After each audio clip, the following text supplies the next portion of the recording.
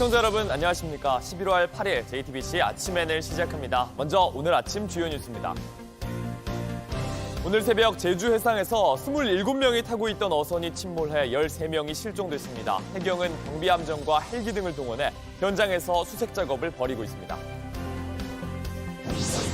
미국 연방준비제도가 기준금리를 0.25%포인트 인하했습니다. 지난 9월에 0.5%포인트 B컷 단행에 이어 2달 만입니다.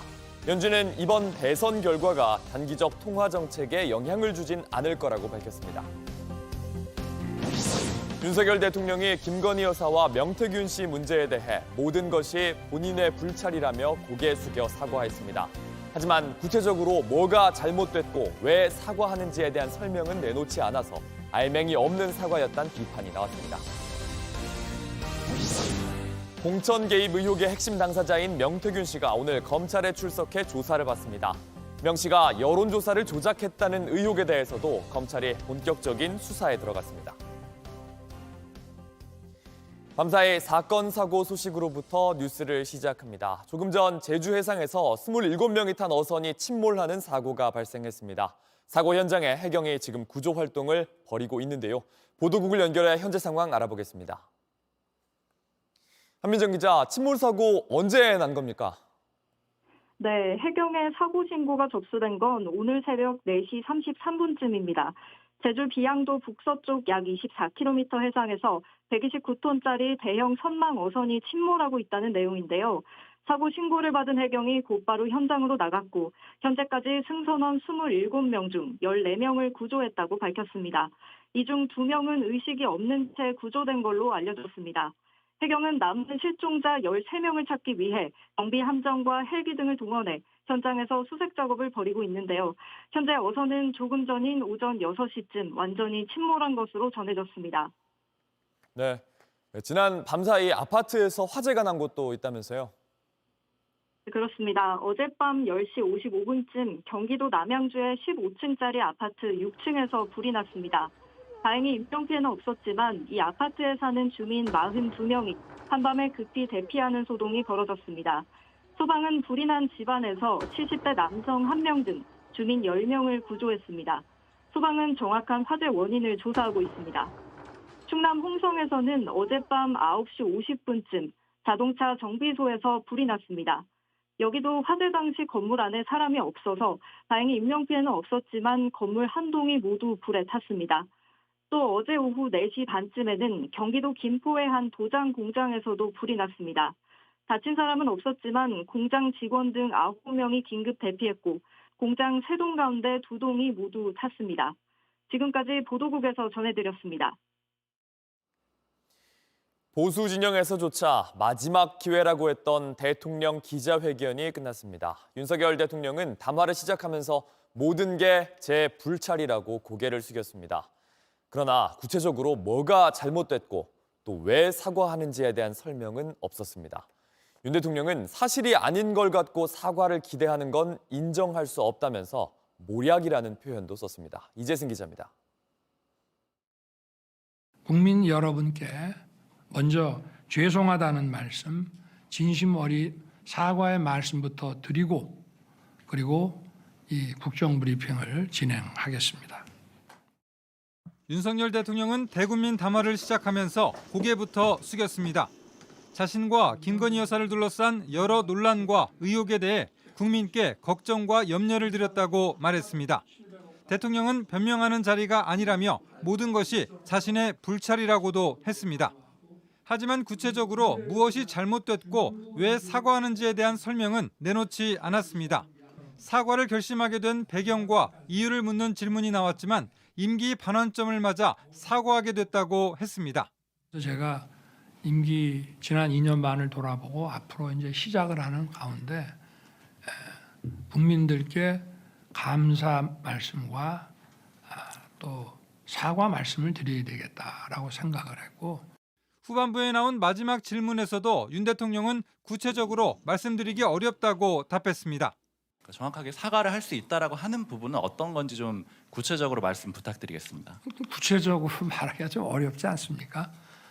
지금 너무 많은 얘기들이 언론 보도나 뭐 이런 것들 보면은 너무 많은 얘기들이 막 다니고 있어서 윤 대통령은 언론에 제기된 여러 의혹 중에 팩트가 아닌 내용이 많다고 반박했습니다. 특히 창원 제2국가산단 선정 과정에 명태균 씨가 관여했다는 의혹에 대해선 모략이라는 표현까지 쓰며 강하게 반박했습니다. 계속되는 사과 관련 질문에도 윤 대통령은 자신과 김 여사의 처신이 올바르지 못했다며 어찌됐든 사과드린다는 말로 정리했습니다. JTBC 이재승입니다. 뭘 잘못했고 어째서 사과하는 건지 기자회견이 쏘아올린 논란은 이것뿐만 아닙니다. 김건희 여사를 둘러싼 의혹에 대해 제 처를 악마화했다는 말, 대통령이 누구에게 공천을 주라고 말할 수도 있다는 말, 국정농단 특검 출신인 대통령이 특검이 위헌적이라고 한 말들입니다. 최규진 기자입니다. 제가 검찰총장 할 때부터 일단 저를 타겟으로 하는 거지만 저희 집사람도 하여튼 침소봉대는 기본이고 없는 것까지 만들어서 그야말로 저를 타겟으로 해서 우리 제 처를 많이 좀 악마화시킨 거는 있습니다. 그러나 우리가 가릴 거는 명확하게 가려야 되고. 김건희 여사의 인사 개입과 선거 개입에 대한 입장을 묻는 질문에 윤석열 대통령은 이런 답변을 했습니다.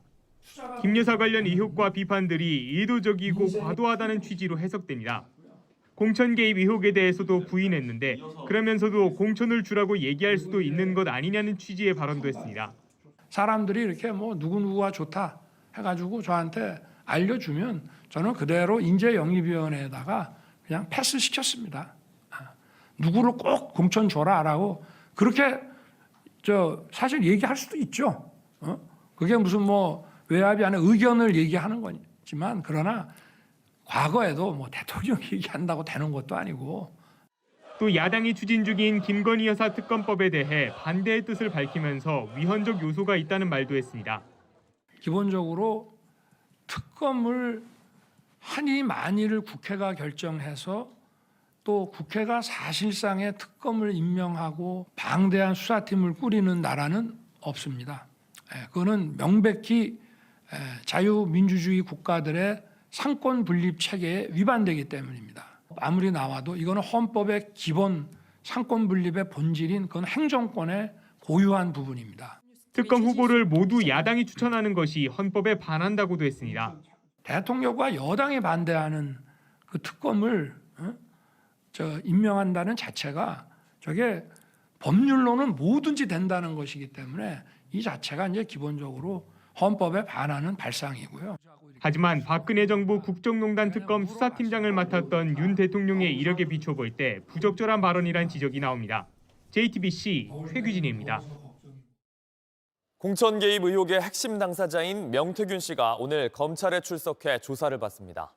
명 씨는 정치자금법 위반 혐의 등이 적용된 피의자 신분입니다. 언론 보도를 통해 김건희 여사의 공천 개입 의혹이 불거진 지 2달여 만입니다. 명 씨는 2022년 국회의원 보궐선거 이후 김영선 전 국민의힘 의원에게서 돈을 수수한 혐의 등을 받습니다. 명 씨는 어제 자신의 소셜미디어에 저의 경솔한 언행 때문에 공개된 녹취 내용으로 마음에 상처를 입으신 분들께 사죄해드린다는 내용의 글을 올렸습니다. 바이든 미국 대통령이 트럼프 대통령 당선인과 공식적인 정권 인수 절차에 돌입할 것을 제안했습니다. 현재 트럼프 당선인이 머물고 있는 미국 팜비치 마러라고를 연결해 보겠습니다. 정강인 특파원, 마러라고의 정권 인수팀이 백악관과 이제 공식적인 이양 절차에 들어가는 겁니까? 네, 일단 이곳 마러라고 인수팀은 자체 인수 작업을 진행 중입니다. 본격적인 정권 인수 업무가 시작되면서 이곳 마러라고는 시간이 갈수록 보안이 더 강화되고 있습니다. 제가 취재하는 중에도 여러 번 경찰의 검문을 받기도 했는데요. 오늘 바이든 대통령이 평화적인 정권 이양을 약속하는 연설을 하면서 이곳 마러라고 인수팀이 백악관과 공식적인 업무 협의에 들어갈지 주목됩니다. 바이든 대통령 이야기 들어보시죠. Yesterday, I spoke with President-elect Trump to congratulate him on his victory. And I assured him that I'd direct my entire administration to work with his team to ensure a peaceful and orderly transition. That's what the American people deserve. 그간 이곳 말하라고 인수팀은 기존 법적 절차 대신 독자적인 인수 준비를 진행해 왔습니다. 기밀 정보 안내 등을 받으려면 현 백악관 측과 협약을 맺어야 하는데 이 절차를 거부해 왔습니다.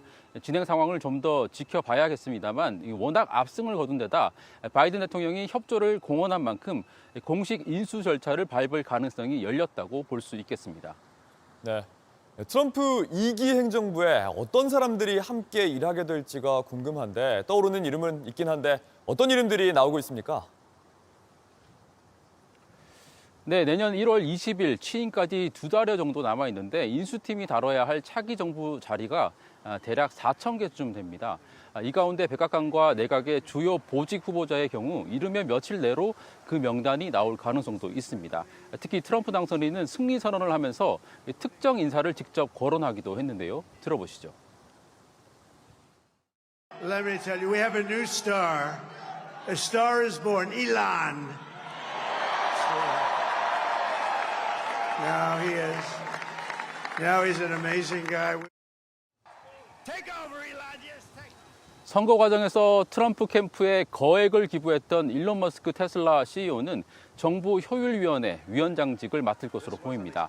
또 수지 와일스 공동선대위원장은 비서실장으로, 마코 루비오, 빌 해거티 상원의원은 국무장관 후보로 유력하게 거론되고 있습니다.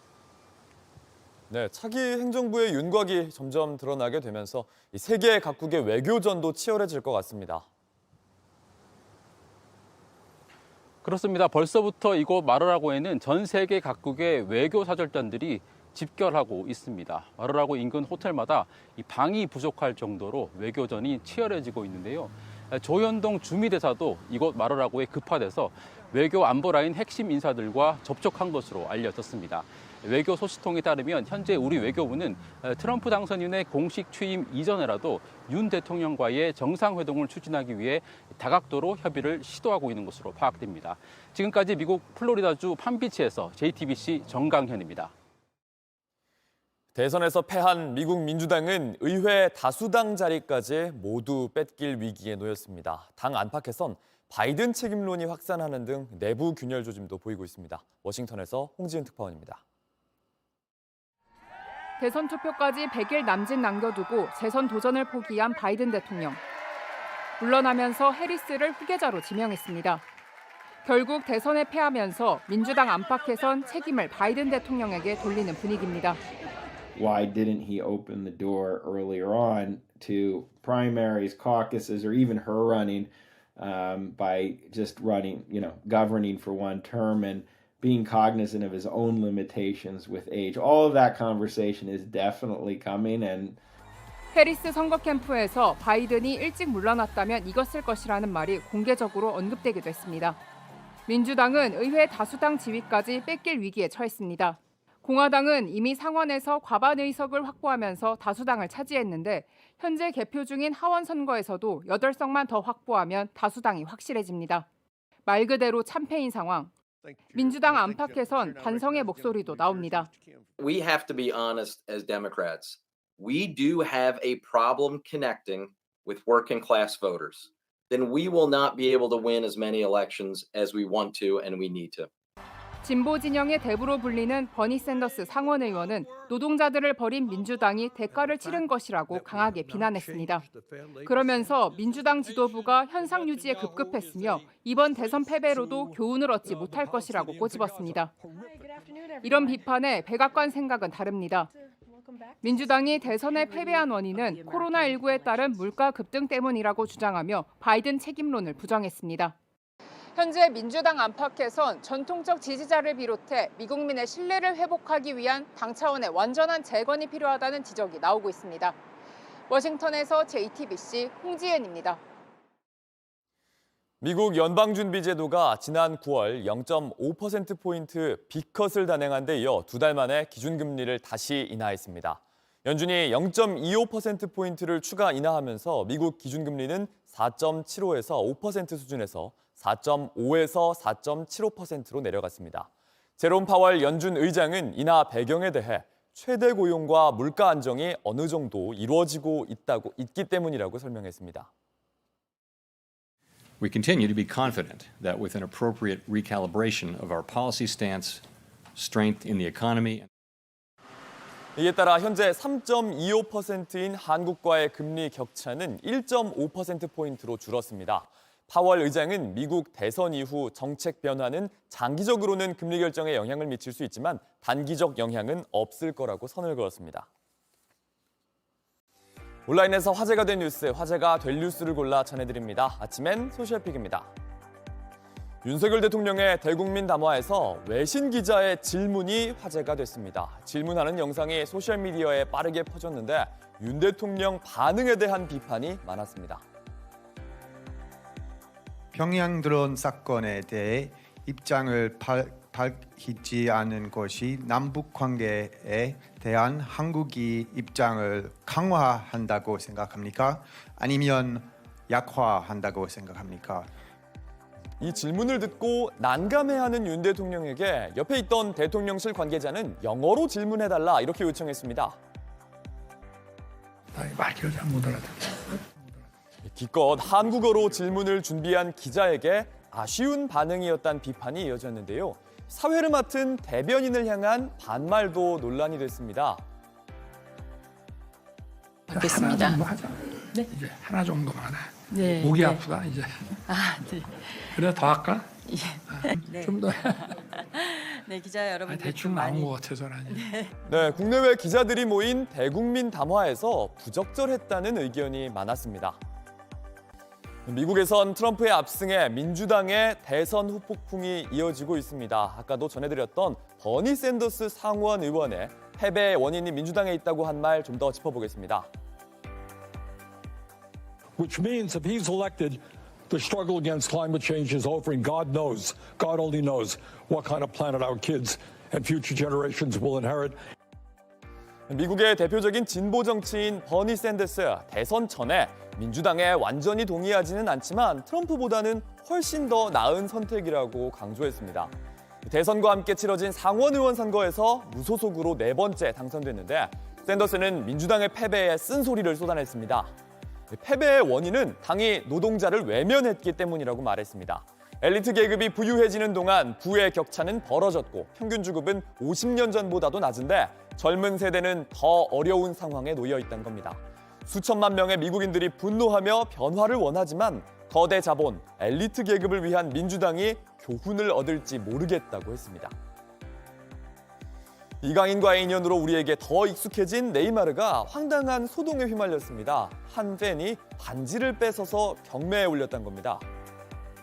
현지 시간 5일 사우디아라비아의 알힐랄에서 뛰고 있는 네이마르, 경기 전 팬들과 짧은 만남을 가졌는데요.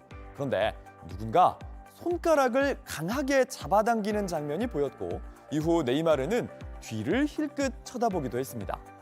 이 소셜미디어를 중심으로 이 팬, 네이마르의 반지를 훔쳤다는 소문이 퍼졌습니다. 게다가 경매 사이트에서 2천만 원에 팔렸다는 말이 붙으면서 소문은 더 커졌습니다. 브라질 매체들도 관련 소식을 전했는데 네이마르는 직접 벌써 3번이나 가짜 뉴스를 봤다. 많은 팔로워를 가진 매체가 선동하고 있는데 어떻게 브라질이 나를 이렇게 대할 수 있느냐. 황당하다는 반응을 보였습니다. 네이마르는 알힐랄에 입단한 뒤 잦은 부상 때문에 계속 경기에 나가지 못하고 있는데요.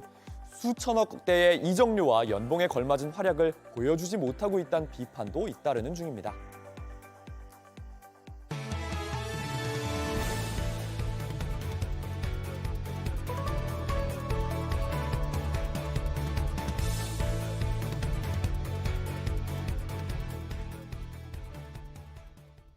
그제 경기도 수원에서 사슴이 나타나서 사람을 들이받는 일이 있었습니다. 인근에서 사슴이 또다시 보였다고 하는데 경찰과 소방이 포획에 나섰습니다. 이세연 기자가 현장 취재했습니다. 달리는 차 앞으로 갑자기 튀어나온 사슴은 성큼성큼 뛰어 도로를 건너갑니다. 여기 사슴 있어! 소방관들이 그물을 들고 달려왔지만 사라진 뒤였습니다. 오늘 아침에 또 만나죠. 같이 있었던 남자가 또 맞대고 이렇게 있는데 덤벼들더라니까. 사슴이 60대 여성을 들이받은 저수지 근처에서 목격담이 이어졌습니다. 사슴이 발견된 곳입니다. 경찰과 소방이 수색 작업을 했는데 저희도 한번 가보겠습니다. 수색대가 사슴을 발견했지만 인기척을 느낀 사슴은 울타리를 넘어 도망쳤습니다. 주변에선 여러 흔적이 발견됐습니다. 근처엔 사슴걸로 추정되는 이런 배설물도 보이고요. 바로 옆을 보시면요. 동물 발자국도 어지럽게 흩어져 있습니다. 꽃사슴 수컷의 변의 크기가 이 정도 되거든요. 그래서 봤을 때 사슴의 변에 좀 가까워 보입니다. 사슴이 어디서 왔는지, 왜 산 아래로 내려와 사람을 공격했는지 아직 알 수 없습니다. 물었다 그러니까 찔렀다 그러니까 그럼 못 다니겠다 여기 무서워서. 수원시는 야생동물 기피제를 뿌리고 경찰과 소방은 포획에 나설 방침입니다. JTBC 이세현입니다. 날씨입니다. 오늘 아침은 쌀쌀하지만 낮부터는 평년 기온을 회복하면서 추위가 풀리겠습니다. 낮 최고 기온은 서울이 17도, 부산 20도 등으로 어제보다 2도에서 4도가량 높아 일교차가 크겠습니다. 주말인 내일은 전국이 맑은 가운데 기온이 더 오르면서 온화한 날씨가 예상됩니다. JTBC 아침에는 마칩니다. 다음 주도 7시 반에 아침을 열겠습니다. 시청해주셔서 감사합니다.